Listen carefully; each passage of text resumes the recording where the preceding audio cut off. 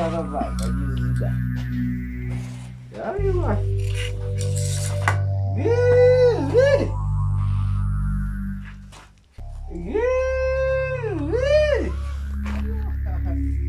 Seku. Jiko remzukuru takucheza kaori kuviona. Sekungonetsa imi. Ndandibona ngondandi padhuze wana. Izvanga yairi pazvuzukuru. Atikuona kuti takuita zekutapurira. Hazvidi. Saka ndaenda kuti uteme huni. Uteme huni wonaka huni pana vachiziita. Koma dutsvake munhu wemari icho anoita seku. Dai muzukuru komarinoita zvakuke wonaka zvinhu zvacho zvakaoma.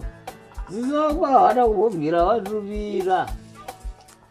Sekuru mozoa newe kutema huni sekuru kunonetsa sekuru kutema huni. Kutema huni saka muzukuru wogara kuti ndinodya nei kana pasina. Kutema huni muzukuru ndoda kuti ndibike sadza. Aiwa sekuru inini kutema huni aiwa inini handisandambozviita pazvekutema huni. Ndosaka ndakabvira kudhara kuti inini ndaunogara hangu harare una mama. Bhozi inini ndakataura kuti sekuru mimika funga muri munhu wenyu mukuru asi zvinhu zvamunofunga soka. Zvino zvacho ka.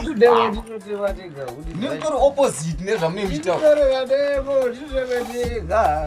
Ko makakwara ikoko kana kuti makadonha ikoko inini ndinoitwa musi. Atorapa here muzukuru. Chiri mademo givi.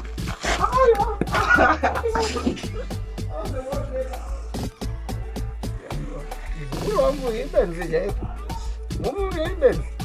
Anoda kuti ndinoite basa rayo ndogaidi.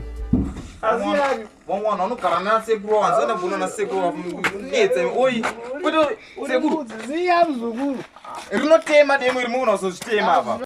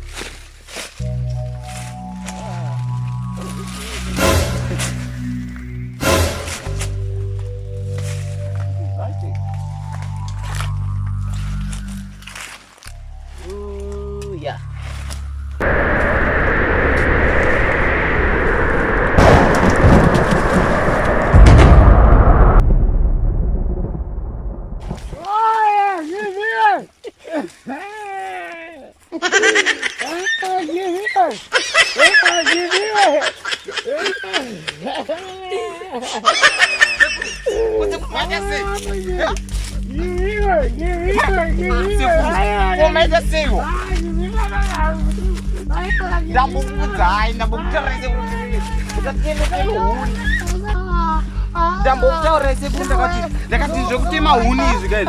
Sini nazvo hamunzwe. Chimanje manje chacho munochinyanya. Rotimanya muri kukunyanya. Zvanyanya. Mutenje zvosofira kunzi makanyanya.